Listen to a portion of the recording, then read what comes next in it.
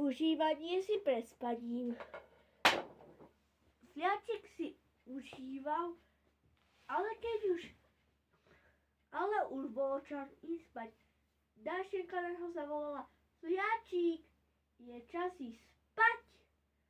Ale Sliačik sa rozplakal a tak sa ešte trošku hral, a keď tu zrazu zavolal pip, začalo zvoniť v jej psom telefóne, ktorý včera dostala na narodeniny, že volá Elena.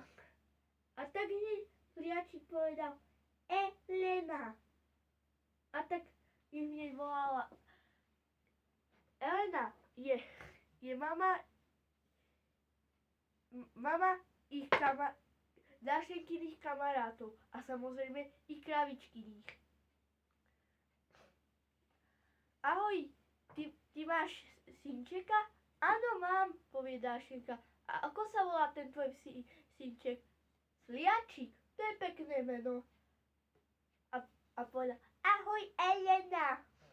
Ahoj, ty vieš rozprávať? A proste ticho bol. A tak, dobre, tak majte sa. Musí dať svojich synov dať uspať. Papa. Tudun. A išli si hviezdičky pozrieť. Pozerali sa a boli tie hviezdičky ale nádherné. A zazvonil zvonec na zvonnici nedaleko mesta. Už je rozprávky koniec.